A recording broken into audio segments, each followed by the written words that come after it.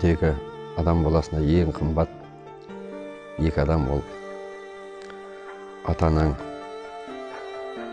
Сондықтан әкең мен шешеңнің алдында қарызды өтеу мүмкін емес. Бізді осы жарық дүниеге алып келгеннен кейін біз мәңгі перзент ретінде ол кісілердің алдында борышкерміз. Әкем Сыздықов Әбілфатта 1932 жылы Жаңақорған ауданында Қорықты деген жерде дүниеге келген. Әкеміз өте еңбекқор адам болды. Осы ауданның барлық жұрты біздің әкемізді жақсы біледі десем артық айтқандық болмайды. Өйткені жастайынан өзінің айтуынша, елдің, жұрттың айтуынша, жастайынан осы еңбектің қызу майданына араласып тер төкті әкеміз. Еңбектің адам болды, өте еңбекшіл. Жұмыстан шаршау дегенді білмейтін сондай кісі болды.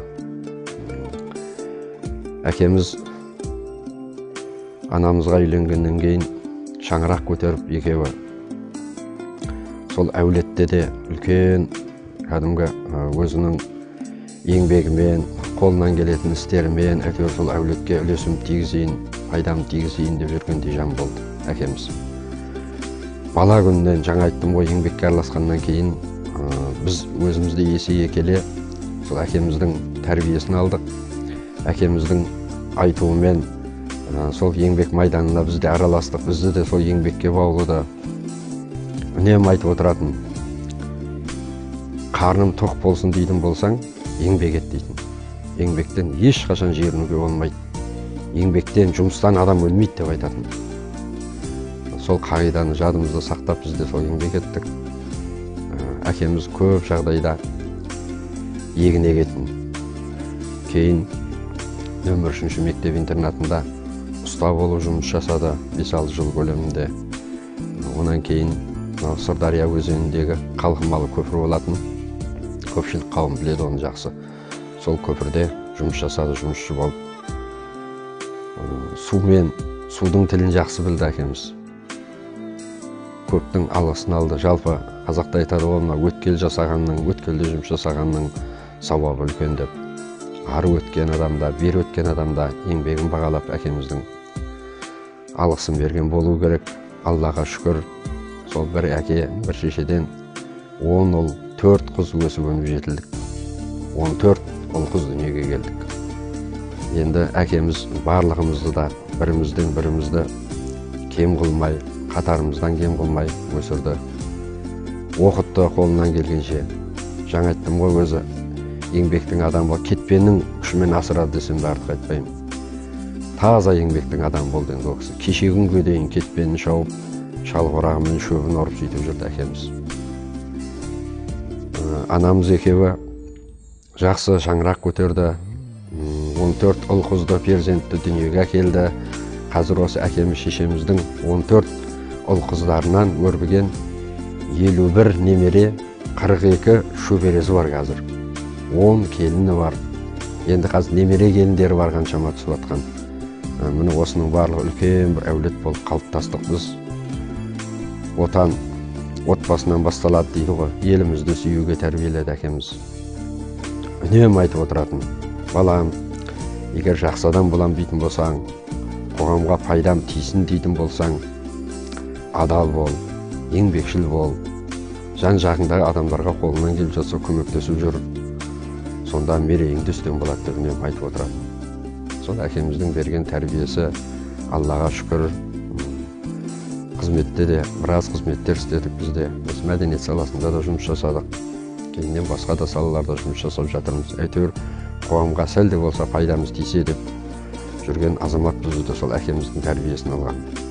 Анамыз өте жаны жайсаң, мейірімді, өте көпшілі сондай кісі болатын. Асма анамыз, Әбдірасилова Асма деген анамыз 1942 жылы дүниеге келген. 17 жасында әкемізге тұрмысқа шыққан, келіп, содан екеуі бірге шаңырақ көтеріп, жарасымды үлкен отбасын айналды. 2016 жылы біз осы аудандағы мерейлі отбасы байқауына қатысып, одан жеңімпаз атанып, облыстық байқауға қатыстық. облыстық байқауда жеңімпаз атанып, Астанаға республикалық ұлттық осы мерейлі отбасы конкурсына 2016 жылы қатыстық.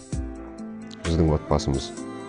Сонда менің әлі есімде телевидениедан келіп түсіруге келген жігіттер сұрайтын, анаңыздан қандай қасиеттер дарыды келіндерге, қыздарына, осы жөнінде айтса, сонда қыздары да келіндерді айтып жатыр. Біз осы отбасына, осы шаңыраққа келін болып түскеннен кейін келіп кілем тоқуды, келі түйуді, қазанға тары қуыруды осы апамыздан үйрендік деп айтып жатады. Енді ол да бір жақсы қасиет шығар, енді келіндерін еңбекке баулу.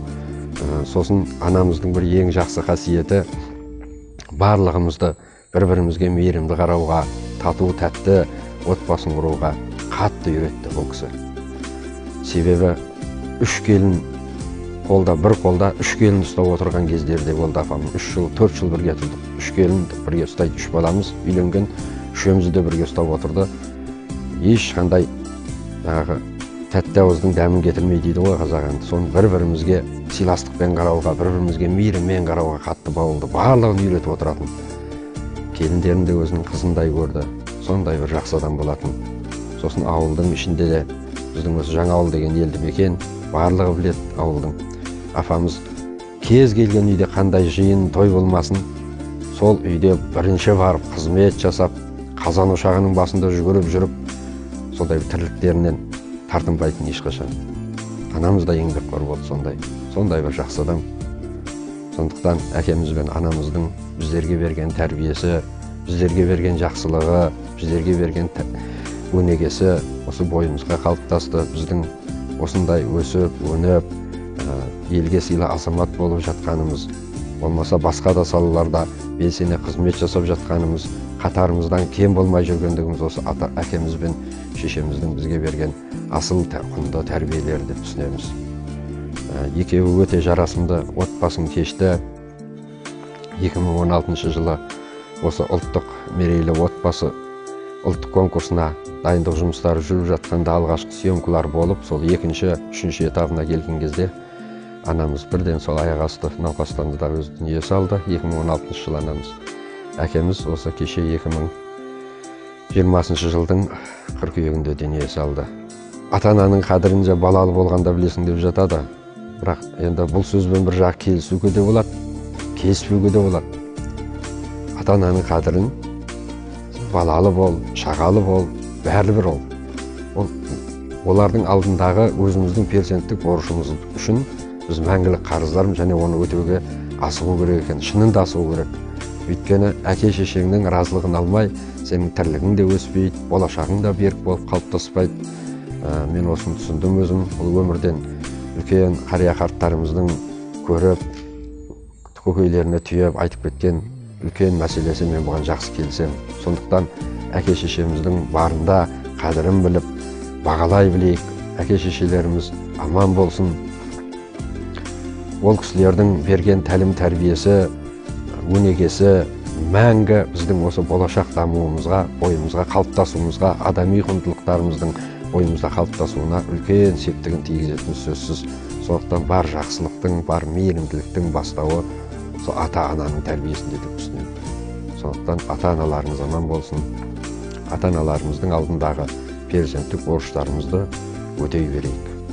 Енді әкеміз бен шешеміздің алдында бәріміз қанша жасқа келсек те баламыз ғой әлі. Сондықтан үйге бара қалсақ, енді өлік шыққаннан кейін де үйге бара қалсақ, апамыз алдымыздан күліп шығып, айналайын деген бір ауыз жылы сөзінің өзі ойымызға күш қуат беріп, сондай бір серпін сыйлап, жаңаша бір жігер сыйлап, солай тастайды, мәз болып қаламыз. Апамыз, анамыз, Асым анамыз тандырған нан жабады. Жаңа айттым ғой, көп балалы шағалы болдық. Бір тандыр нанды 2 күн, 3 күн жейміз енді өзіміз. Көппіз ғой өйткені. Бірақ қызығы, апам жаңа тандырған нан жауып жатқанда қасына барып тұрамыз, кішкентаймыз енді. Сондағымыз кішкентай күлшелерді пісіріп, нанның арасына күлшелерді жабыстырып жібереді. Сол күлшелерді алып беріп, соны таяққа тығып береді. Соны алып жегенге мәзбіз енді. Бір суға салып береді. Күйіп қалмасын дейді ау деймін. Шелектегі суынан салып береді. Жеңдерді соны мәз болып, 3-4-еуміз ентелеп сол тандырдың айналасында жүгіріп жүреміз, аңдып отырамыз. апамыздың нан жеуге асың. Сондай бір жақсы кісі болатын анамыз.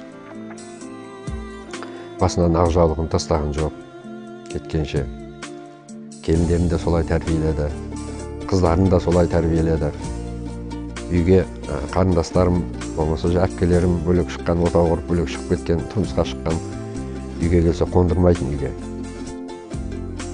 Үйіңе бар, үйіңде тірлігің бар, басқаң бар, үйіңдегілердің көңілін тап, сол жақты риза қыл деп. Соның өзі былай қарап отырса үлкен тәрбие қыздарына, келіндеріне беріп жатқан. Қызым, саған айтам, келінім, сен тыңда деген қағиданы да көбірек ұстанатын. Үнемі байқаймыз ғой. Сондықтан анамыздың біз үшін орны ерекше. Ол кісілердің әрбір айтқан сөздері, бізге берген тәлім тәрбиесі мәңгілік біздің жадымызда сақталады. Біз ол кісілерді ұмытпаймыз.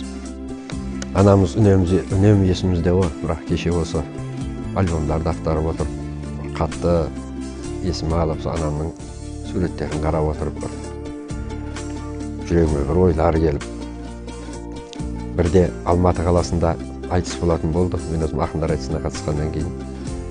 Сосын анам өзі көңілін білдірді. Балам, біз барсақ қалай болады, кіргізе ма деп. Ойбай, апа, әрине кіргізеді. Апа деймін ғой енді анамды. Ойбай, апа, әрине кіргізеді. Барам десеңіз, алып барайын көкем екеуіңіз дедім. Содан балаша қуанды, мәз болып. Соны екеуін алып бардым, республика сарайында айтыс өтіп жатыр, алдыңғы қатарға отырғызып қойдық. Сосын айтыс жүргізіп отырып, Жүрсін Ерманов ағамызға айттым, аға, әкем мен шешем келіп отыр айтысқа деп едім. Қуанып кетті ол кісі. Ойбай, қаяқта отыр деп, оны алдыңғы қатарда отыр. Болды деп, соны айтыстың басында бастыларды бізді сахнаға шығарып, осы хабарлап атқаннан кейін бүкіл көрерменге таныстырып, мына осындай айтыскер ақын мені шақырып алды бірінші сахнаға. Осындай айтыскер ақын Әбілқайыр Сыздықовты дүниеге алып келген анасы мен әкесі осы залда отыр деп, екеуін түрегелдіріп, көрермендер қаншама ыстық қошеметін, ықыласын білдіріп жатыр. Соны көпке дейін айтып, мәз болып жүрді анамыз, риза болды. Бір қуанып қалды анамыз. Сондай бір нелер көп болды енді. Сон кеше бәрін ойланып, есіме оралып отырды, бір анама бір жыр жолдарын жазып едім, соны оқиын. Жан ана, жанымызда жүруші едің, сырымызды айтқызбай ұғушы едің, еміреніп есіктен кіре қалсақ, жылы жүзбен қарсы алып тұрушы едің. Әр сөзің бізге үлкен көмек еді, өзіңнен алып өсті көнегені, бағып қағып өсірдің бәрімізді, жанана сенің орның бөлек еді. Біздер үшін мұңайдың, жыладың да, қиындықты көп көрдің, құладың да, 10 ұл, 4 қыз әкелдің дүниеге, әлдейің, әлі менің құлағым да, боташым деп, біздерді еркелеттің, жетілдірем деп қанша терде төктің, қатарынан кем қылмай өсірем деп, талай жылдар дамылсыз еңбек еттің.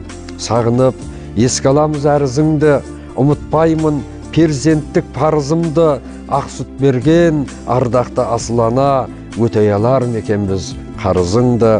Аналық, ақ борышты өтедіңіз, сезіледі жырақта екеніңіз, жаратқан Алла жар боп, жананашым жұмақ болсын мәңгілік мекеніңіз.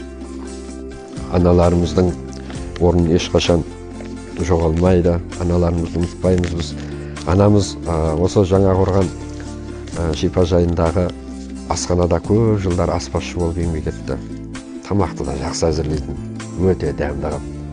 Бір дастарханның басында енді көп болғаннан кейін үбірлі-шүбірлі болып отырамыз, толық. Барлығымыздың көңілімізді табуға тырысады.